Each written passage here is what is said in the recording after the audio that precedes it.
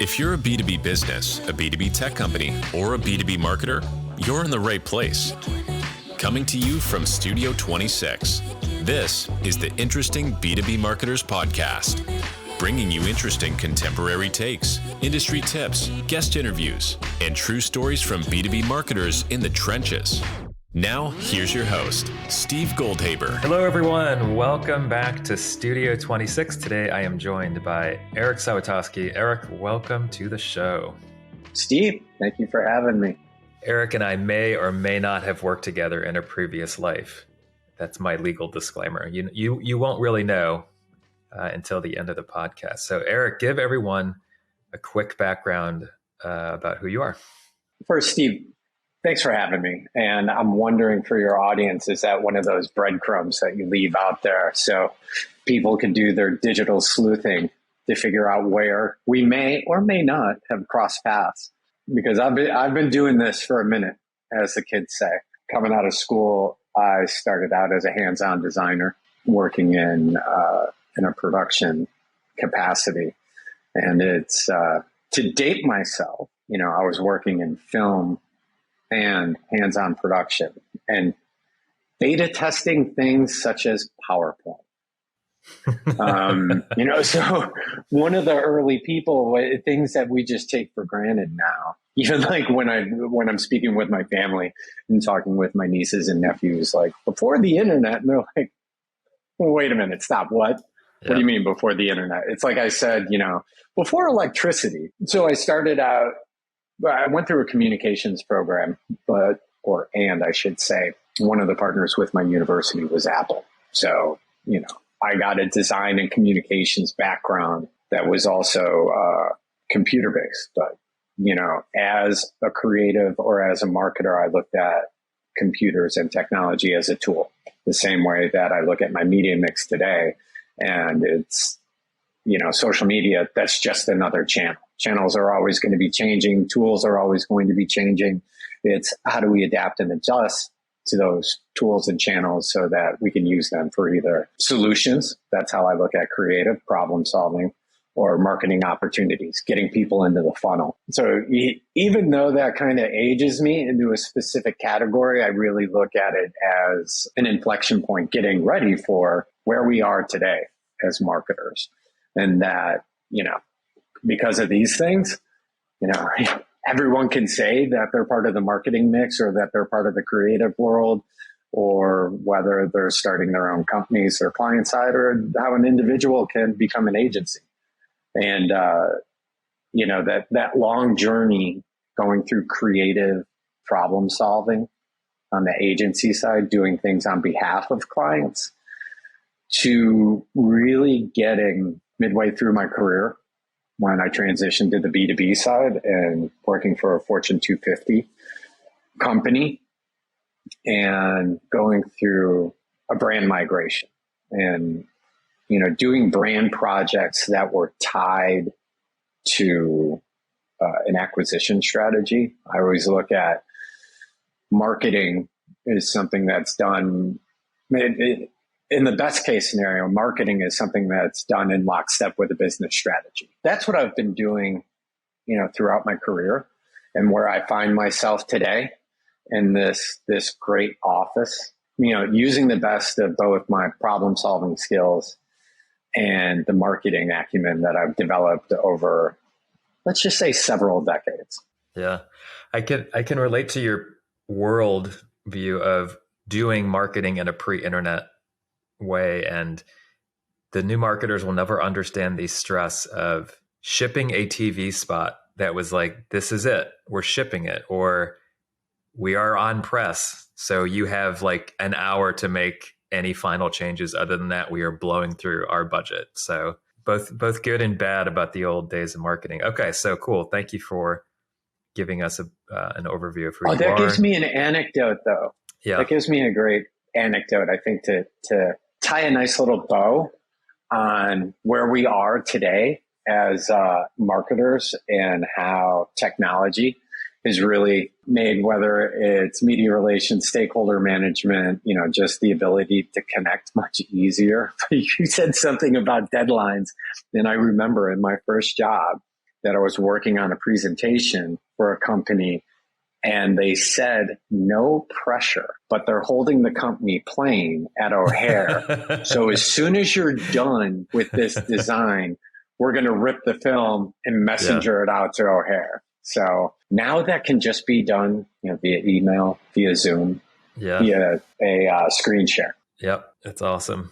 I've never heard the plane story before. That's a good one. All right. So now we're going to jump into the storytelling or the case study part of the show. So give us some context about the story that you want to share today.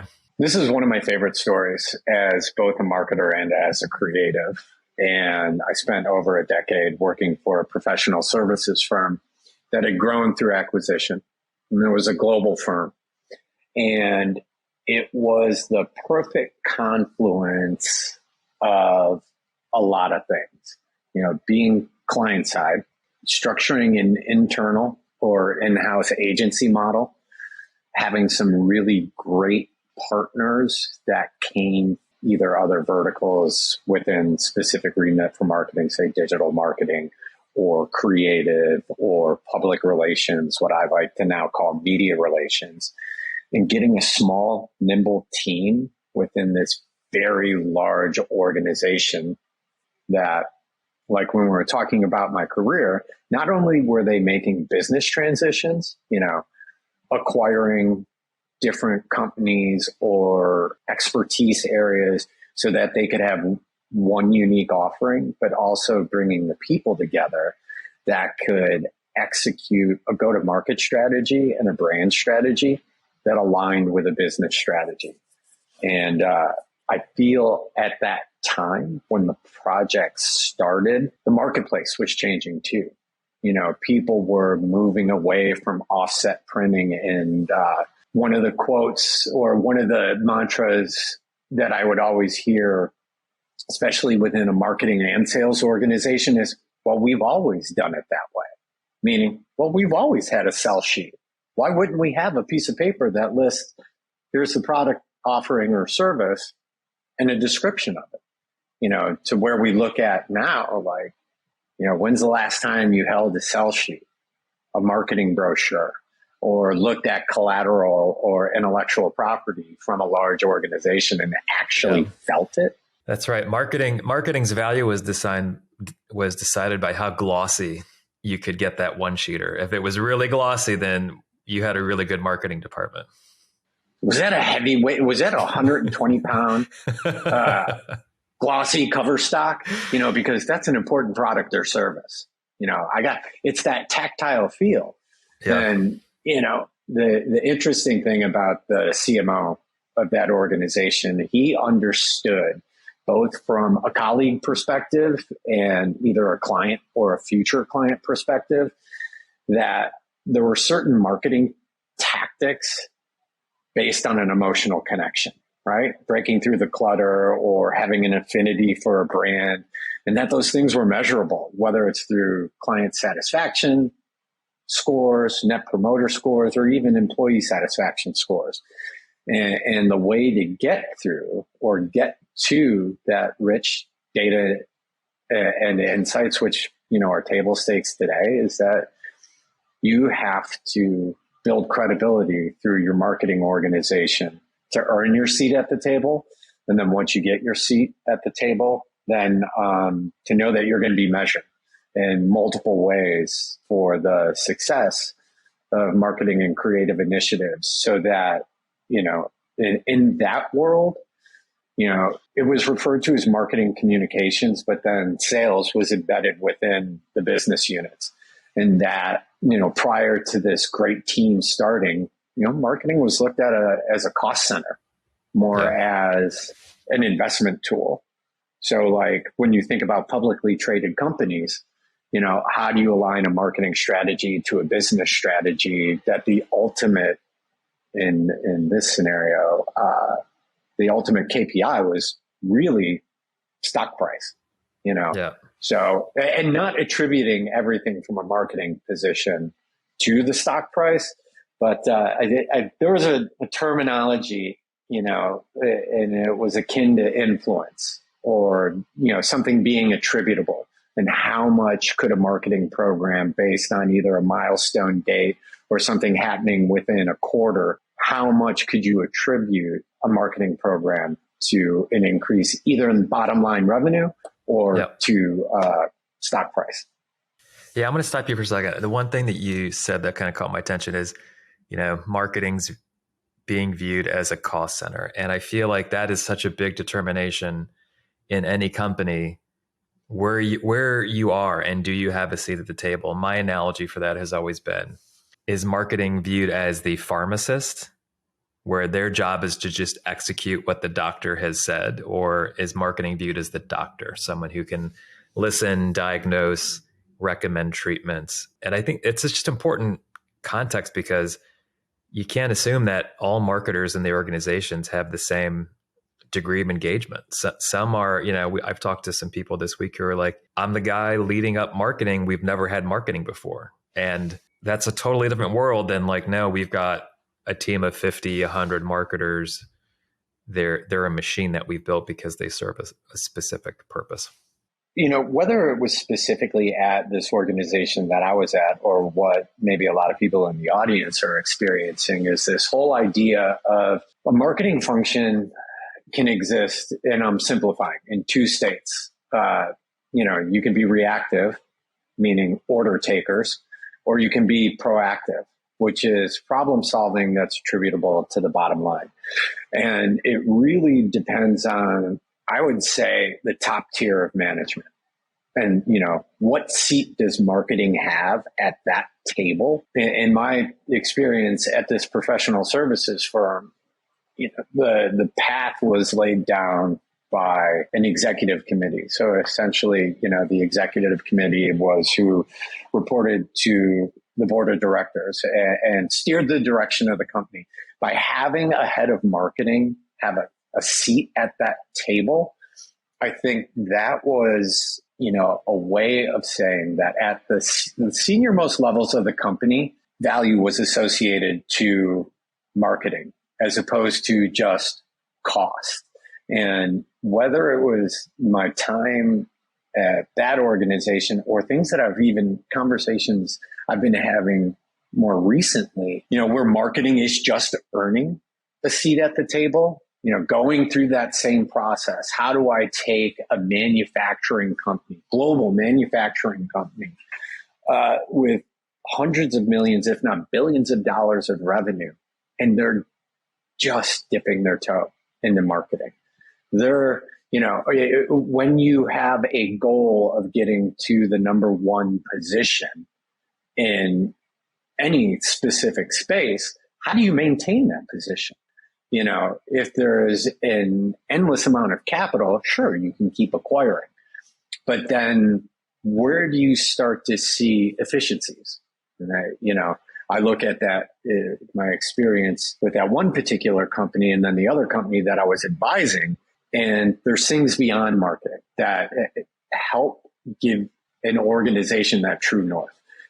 Whether it's listing brand as a tangible asset on the balance sheet. Well, do you want to have 25 disparate brands around the world, all with separate P&Ls, all with redundant functions within those P&Ls, all telling different messages, all leading to, small, significant wins, as opposed to larger combined wins that can lead to something greater?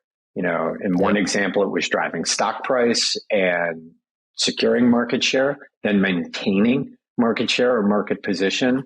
In the other example that was more recent, it's getting to an event. And, that event is either potentially more investment capital or actually, selling off the business. Yeah. So if you were to define the one problem that you were up against in this story, like what do you think it was? What were you trying to solve for? I mean, we talked about efficiencies, centralization, consistency of messaging. What do you think the biggest thing that you had to fix? Jokingly, it's time. That was that was the one thing that we were always up against, I feel like, is time and expectation and getting to a measurable outcome. In the story that we're talking about right now, we're talking about a global organization, right? With, a large colleague base spread out in over 700 offices and over 120 different countries, and all of the marketing friction that comes along with that, right? Translation, stakeholder management, really getting people on the same page I'll speak generally in M&A strategy. Like when you're acquiring several, or in this case, hundreds of brands, you're growing your stakeholders, right? And people who have to say like, no, I built this book of business. I am solely responsible for why this company is successful within this geography, this region, this country, this part of the world. And only I know how to do it. And then to get that person to become, internally a promoter and on the same page as the rest of the organization, so that, once we right size that message internally, how that resonates externally. And when you're in that B2B space, like that's a tricky thing. This in the story that we're talking about, there wasn't really a media spend. They tried it, but it's just noise, especially large organization with a defined buyer universe. At the start, it was how do you get to this a more efficient digital model, which was earn content, earn media and publishing content at the center that was then shared out, getting a large colleague base all on the same page, so that then when those things started to resonate externally, it was like for what the company was actually saying internally. And then finally getting to the point where even though you were doing, and let's speak specifically about the content, geared towards a very specific audience, how could you then take more traditional marketing tactics or media tactics and go loud with those things so that you would be covering a larger audience, but really working a net promoter play so that the more people who were aware of a brand would be more likely to recommend that brand. Yeah. Tell me about like the team that you had in creating the system. What was their backgrounds? What was their challenges? What did they really focus on in creating the solution to take this brand in a different direction? I would say at the center of it was the customer journey. A lot of people who know me and know my time at that company would probably point to a lot of other things that were just more tangible, whether it was partnerships or brand architecture. I think the thing that this company really got right from a strategic standpoint is something that we all hear a lot, which is, laser customer focus, right? So you're either speaking to someone who is a client or, talking about the company or the company's offerings in a way that somebody would be a future client. So there's a lot of different ways that we all know to get to that state, usually larger. Let's bucket this category with large publicly owned companies. People look at the overall market cap, and they take a 3 to 5% number and say like that's their external agency spend, which was not the case in this category. So I think the CEO and the chief marketing officer partnered in identifying people with very specific skill sets. Head of digital marketing, as you're transitioning from offline to online, you need someone who understands, overall customer journey, and that plays in B2B and B2C, because even within this specific example, there were B2C to B plays. So like marketing to organizations, what people call affinity plays. So having practice leaders in digital, when I talk about creative now, the way I like to look back at it is problem solving. A lot of people will put it in the category of design-led thinking. And that actually was a position that they ended up staffing for at a very senior level at this organization. And then creative as it relates to brand architecture. So how do you take highly matrix, complex organizations and present them in a way that's not org chart inside out, right? Yeah. So that it's more like the customer understands what the offering is more so than how the company is functionally organized from a human capital perspective. Yeah, I agree on that. I mean, one thing I've seen, the larger you go in terms of number of employees and just revenue, it becomes this thing where it tends to be who's the most important person or internal client in the room. And it's this whole debate about who's got more pull and who has more influence. And when I've been in those environments, what I've always tried to do is focus on the customer and bringing them into the room, meaning let the customer make those decisions if something is more meaningful or clear or interesting. And, you know, for the couple bigger companies I worked for, that was always the challenge, right? It was hey, we'll gladly spend 4 months having all these meetings, sharing the work, socializing it, getting alignment. And the customer was almost like it was an afterthought because the effort required to align everyone internally was such an undertaking. And it's hard. I think big companies really still struggle with that is letting the customer into those conversations so that they can very quickly guide it. You know, like my advice when I've done some brand work is you don't build brands for you. You don't build it for the brand or the head of marketing or the head of creative. You build it for the customer, and the customer needs to be making those decisions or calling BS if you're saying something that's not true or it is true, but they don't believe it. So I don't know. That's my challenge. I still feel like a lot of the larger companies can benefit from just getting the customer in there and just having them get clarity from the get-go. It's at this organization, that's where I learned the customer should be the center of every decision. And early on in my career, in this specific career or role, I was presenting to the executive committee, and it was something very subjective. I feel like exactly what you're saying. There are a lot of people out there they're in this very spot. You have to present something from a marketing position, you know, whether it's consensus management or getting the CEO in on it. And that skill of presenting something through the lens of the customer so that it is less subjective and that, you know, it's a skill to present something based on customer or consumer data. And to say, you know, I was sitting in a boardroom. Picture the Getty stock image of a boardroom, you know, mahogany, the rich smell of leather, the books on the walls, whiteboards, what have you. And, you know, the screen's behind me and I'm saying, look, I'm going to show everyone in this room a color change. We're talking about brand architecture and changing the one color that represents the brand. And I know that everyone in the room is responsible for how this company makes money. And I'm going to use simple math. I already know half of you are going to love it. Half of you are going to hate it. Let's park that because both of those emotions work for what the goal is.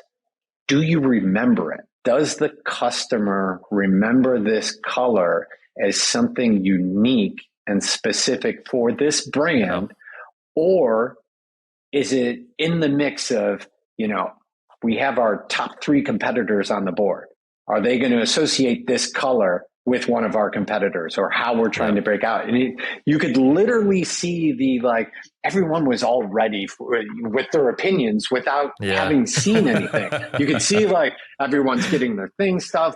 I'm ready to give this young guy advice, you know? And then it takes the tension out of the room. Yeah. I like that forget approach. that you're the CEO. I call it what you just described. I call it diffusing the bomb before it goes off, in the sense that you're preparing the audience for, you're going to see something, you're going to be uncomfortable, and you almost have to let them know you should be feeling that way. If you weren't feeling uncomfortable because it was new, then something's wrong here. So sometimes it's like you said, it's just acknowledging their feelings so that they don't viscerally just say, I'm feeling so confused, you know? You don't want to get in this story, you know, one of the executives around the table had an $8 billion P&L.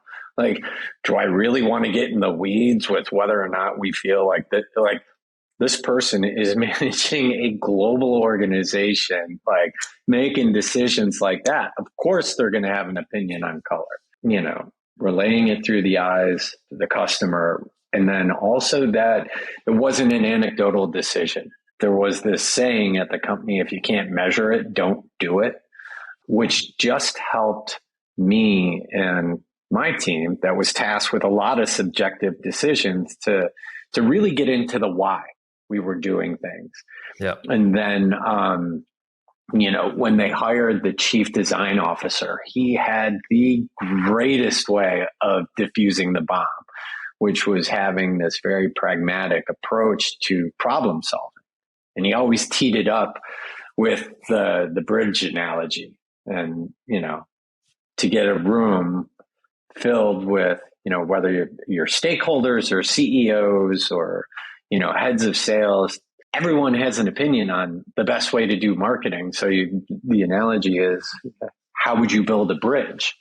And of course, just like in the color example, I'd hire the best engineers. I'd hire the best site survey. I'd hire the best GC, the best construction company. I would make sure supply chain is ready to meet the demand for all the materials we're going to have. I would make sure that I have the best location to build it and then the best infrastructure surrounded around the project so that it could be supported. Take in all those answers, and then, you know, he'd stand up in front of the room and say, the question is, do we even need a bridge? And I think that's a great way of, you know, where this story started. People were used to doing things a certain way. Well, of course we need a bridge. We've always used bridges. What about a tunnel? What about air transport? What about two manufacturing facilities? Do you really need the bridge? Yeah. We always feel the answer is obvious.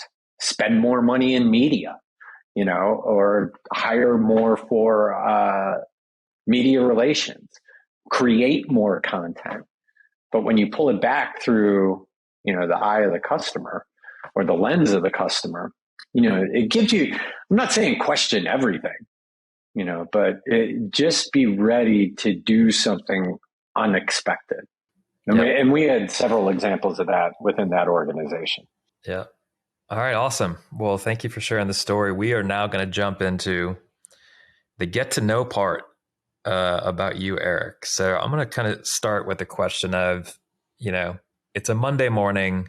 You don't have any meetings on your calendar. I know that this is a theoretical question, right? But let's say there are no meetings and you're like, I get to do whatever I want to do today. What are you going to do? What gets you excited? And family's not a consideration, correct? Yeah, that's the only requirement. You cannot take the day off to spend with your family. Okay, you can spend the day off with your family on Monday. Tuesday, same opportunity, no meetings. What do you do on Tuesday? So this is something I actually learned from someone in my network. He was a chief creative officer for a very large global advertising agency. And what he would do is when he had a moment, he would go out. We're both photographers. He would go out, he would listen to music, and he would go shoot photos. Now, his approach was very different than mine. I studied photography in college. I've done everything from shooting live music to celebrities to sports figures, really things outside of a studio. He would find himself in a location waiting for something to happen and then capture that moment.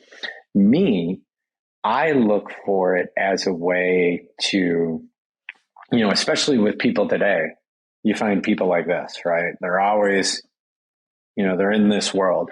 For me, it's seeing the world differently, seeing how people respond to things, capturing a frame.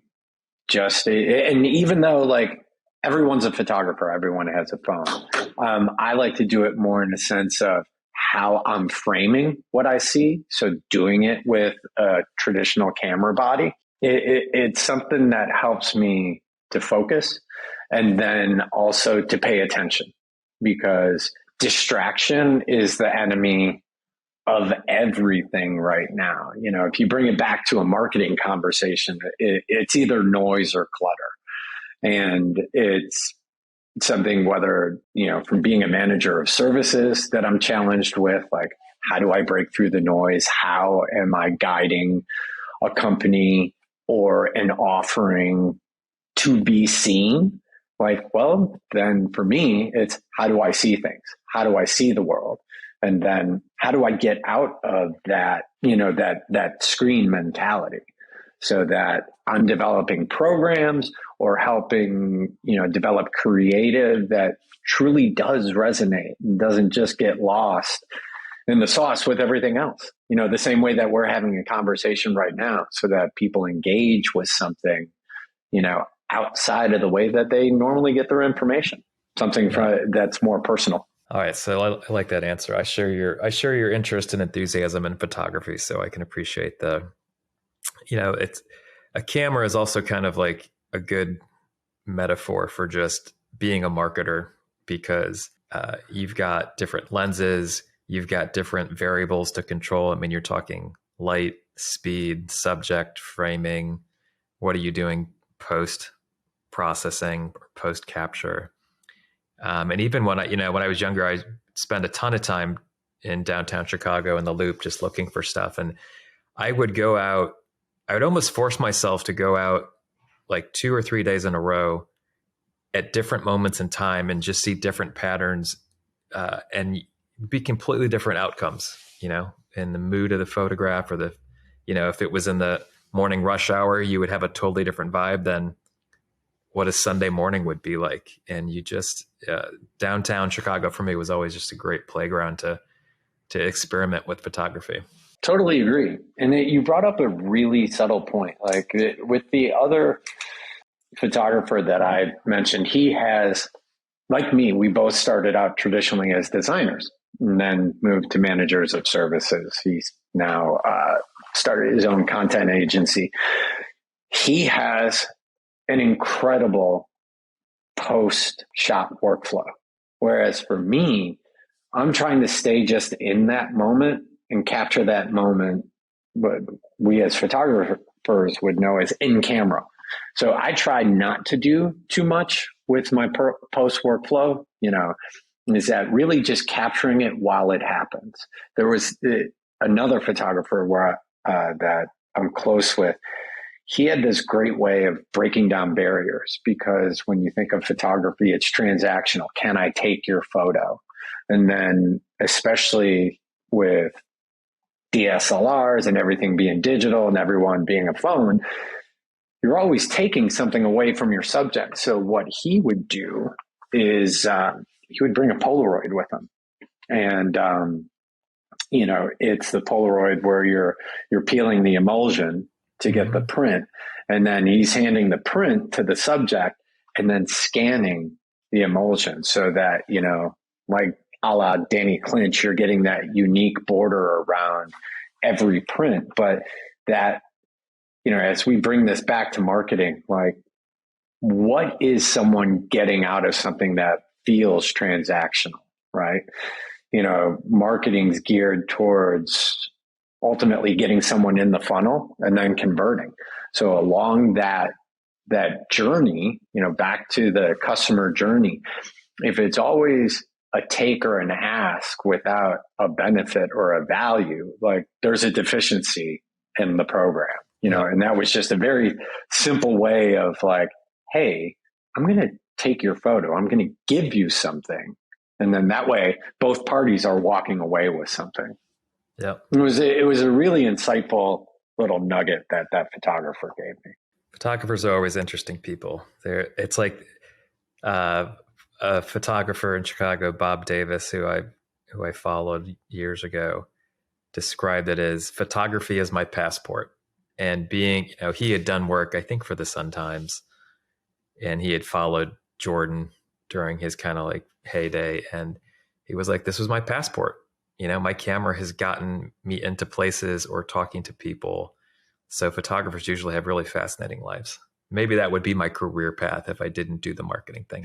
I would be a photographer, but the traditional kind, not the Instagram / TikTok view that we it's an interesting place that we find ourselves. If you think about the global phenomenon of Michael Jordan and how the younger generations will argue who the GOAT is, who the greatest of all time is, and then the power of imagery. Going back to where we started with our first story, imagery became a very particular way to resonate with the customer. How do you show a professional service, something that can sometimes be intangible through an image? And then, talking about Jordan, how an image of Jordan would show up in the most remote areas of the world, the same way that you can find the crest for Manchester United somewhere, so far off the beaten path where there really is nothing other than spoken word or radio. And how a message or an image can permeate throughout the world. Whereas there's this, I'm not going to get the stat right. It's that the amount of photos taken today outweighs all of the photos taken, like being taken right now, outweighs all of the photos that have been taken in history. And that, I'm not even going to give you the number of photos on my phone that they never see the light of day. Yeah. Right. The Jordan they story just live is great. in a telephone. The Jordan story is great because there's a joke about Michael Jordan's greatest accomplishment was if you were a tourist and said Chicago, you no longer said, oh, Al Capone. Yeah, haha. It was like, oh, Chicago, Michael Jordan. So he put Al Capone in the number 2 position, which is always I still get the funny. bang bang thing. I'm like, with finger guns too? The double double bang bang. All right, I'm going to take a path down memory lane here. So this is the question that I ask a lot of guests is like, go back and talk to your young self when you started out on this journey. What are some things that you would say, yeah, you know what, you're totally wrong. You should have done this instead of whatever it was. What have you how have you grown as a marketer and a communicator? This one came out of a meeting just yesterday, right? And we were looking at conversion, how, depending on where you are in the funnel, how you do something to convert. And we were talking about marketing principles, media principles, things that we know that work. And I was thinking about something that the CEO at that professional services company said. He's like, I'm not afraid of failure. I'm not encouraging everyone to fail. Failure is okay as long as you learn from it and fail fast. As I think about my career in totality, is when I got out of the university and I was doing things, it was more of like, do this because this is what everyone's doing. Like as a designer, like here are the things that this is great design. This is what typography everyone's using. This is color theory. Pantone does color of the year. Have I used it? Those type of things. Or even if you look at the media landscape today. What's trending? How do I make something go viral? The most annoying thing ever.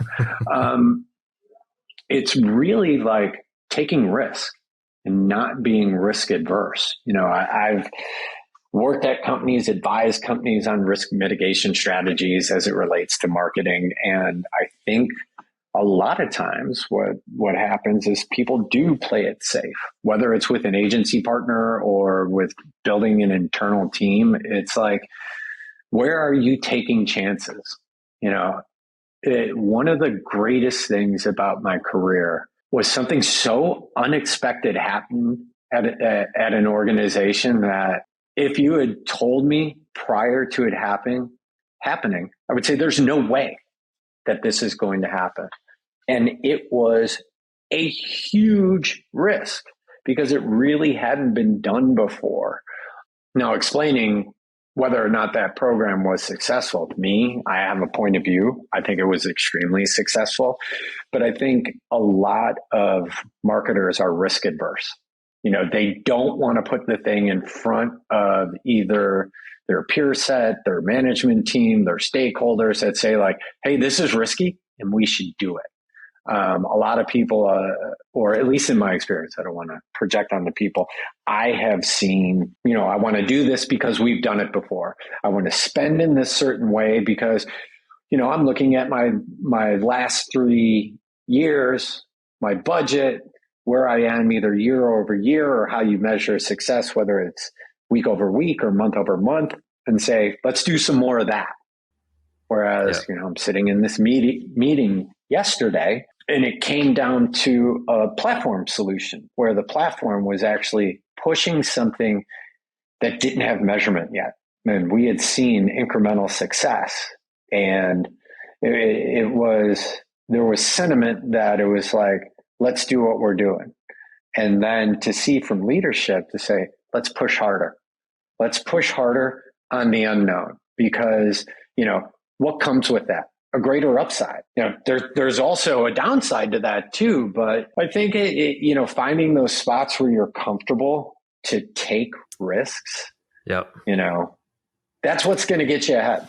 Yeah. It is the unspoken thing in the room when you evaluate marketing or creative. No one would ever give feedback saying like, I'm really scared. Here's why, right? Like it's nuanced. They're not going to say like, I think this is a mistake because it's going to put them personally in a position where they're going to be exposed to some risk. It's fascinating. Some people I've worked with are like, look, I am going to make the most safe decisions because I want to ride this position out for 5 or 10 years. And that's my goal. And that's their decision-making framework, regardless of what you bring to them. There are other people who are just of the mindset of, if I don't try something new or shake things up in 2 years, I'm going to get fired, right? So it's that cultural part of marketing is so rarely discussed and it has the biggest impact in it. And it's very rare that a leader truly will embrace the failing fast. I think that Silicon Valley has done such a great job of that purely because if you couldn't test something and fail in 3 months, someone else was going to build it. Big companies have adopted that mindset because they want to be more nimble, but it's hard to always put it in place. I had one of my previous jobs, there was maybe 5 different categories that all employees were graded on. And the term was flawless execution. And there started to be a movement of you can't push flawless execution and fear of don't be afraid to fail as anywhere in the same room. And they eventually migrated away from flawless execution. But it took years for the CEO to be like, you're right. Even though flawless execution is a good thing, like it was scaring people because you couldn't make one mistake. Otherwise, it was going to show up in a review that like you had not flawlessly executed. I always look at that, and I've heard similar, not the exact. To me, that brings keep doing what we're doing, right? And do it well and checking boxes. If I think about tenure in the CMO position, flawless execution gets you that safe 18-month CMO spot, right? Like, hey, I'm just executing. I'm keeping this plane in the air. Yeah. There's so many analogies around the airplane. Like, we're building the plane while we're flying it, or like, we're just keeping the plane in the air. Or, we got to land this plane. Like, enough about aviation. That was successful. That was the Aviation Association. They have successfully lobbied their way into corporate vernacular. Right. But where we started in flawless execution is that's keeping things to plan. I think marketing should always be uncovering a new insight, uncovering a new way, a new methodology, a new way to either customer or consumer success, something that leads to ultimately a balance sheet improvement. And I don't think that it shouldn't be something where you're just pulling in your toolbox and saying like, here's the right tool that we're going to use for this. There has to be something that you're trying that's new, whether it's a technology, whether it's a platform, whether it's a hiring strategy, looking at your human capital plan and how you manage, retain, and attract top talent. Like, mix up the people. I love the idea of some technology companies hiring engineers without college degrees. Like one of my friends who wanted to hire at an agency with people who had no experience in marketing, but they had experience being consumers. Yeah. It's a really interesting time that we find ourselves. Right sizing, the appetite, or, how you look at it is how much margin do you have for error, for failure, and then measuring that against the upside of what you're doing. That's what I'm doing right after this.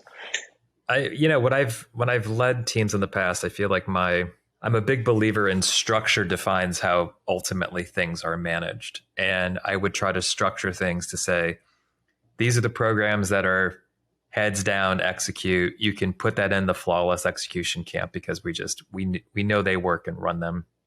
And then there are disruption or growth projects where it's unacceptable to bring the same solution over and over again. Like, you have to do it. So sometimes that structure helped people get a little more comfortable to say like, okay, I can fail.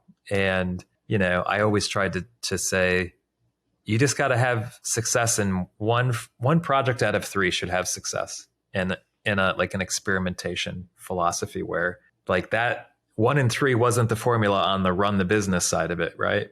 But some people are comfortable, others are not. Like, that's the going back to you don't announce that you're afraid of making a decision in the room. That's kind of I'll ask myself a question now. That's the great thing about having your own podcast, Eric. You just ask yourself questions. But my big learning has always been so much of marketing early on, I thought, was the technical knowledge, whether it was consumer insights or research, or like, I was so fascinated with like, I want to learn all that technical knowledge of how to build something really good.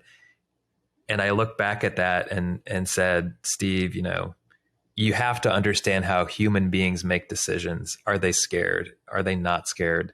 What's the business context behind how a marketing idea is being presented? Because you could have a great marketing solution that doesn't solve a problem. So it's something that isn't really taught in marketing creative schools, really. Like, it's just so much more time should be dedicated to how the brain makes decisions and how to understand people's left versus right brain decision making. I think you're probably setting up your next podcast, which is whether it's corporate culture or organizational culture, where people are given the latitude to do certain things, like what you were saying, 1 in 3 projects need to be successful based on these metrics. And coming out of the pandemic, right? A lot of organizations were shaken up. One in particular that I worked with, which was focused on retail or on-prem chain. Like, that whole experience-based economy changed overnight and forever. So coming out of that, whether I was advising clients or looking for my next opportunity, the thing that became love to say mission critical, that was really at the forefront of my thinking is, what culture do I want to be a part of? Do I want to be a part of something that's more entrepreneurial and, gives you the room to really solve problems from a risk reward standpoint? Or is it, what are the organizations that survived the pandemic in whatever way, so I could just find this place where I'd park myself and, like we were talking about earlier, have a tenured career.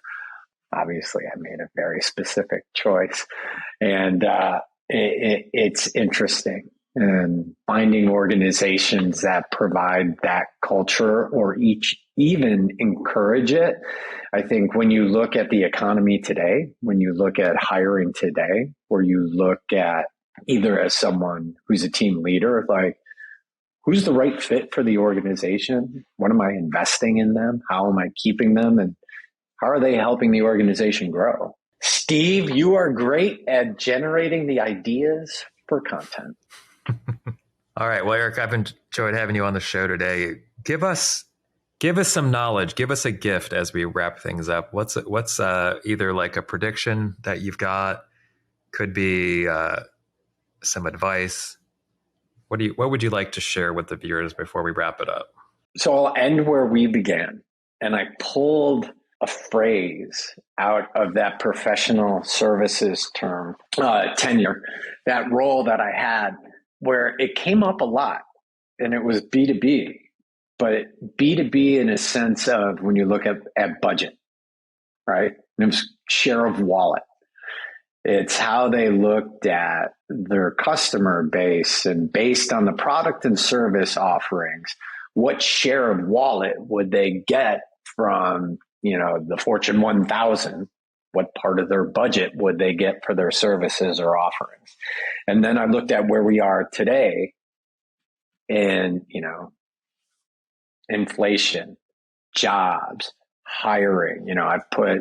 I just listed a new marketing role, and, all of the inbound CVs that are coming in. And then when I think about our customer journey, share of wallet, like really marketing programs have to be, and it's whether it's B2B or B2C, like how are you focusing on your customer so that your offering aligns with what the opportunity spend is?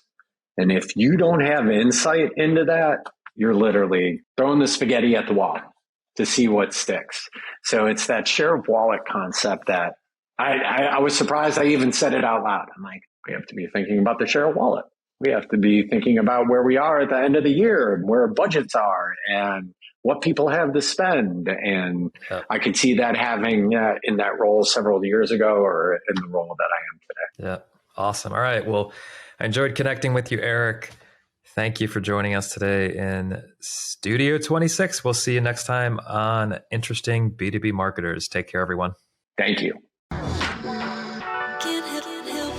Thanks for tuning in to the Interesting B2B Marketers podcast. Be sure to subscribe wherever you heard this podcast so you never miss an episode. If you found value in today's episode, please help grow the podcast by sharing with others and leaving a review. We'll see you next time.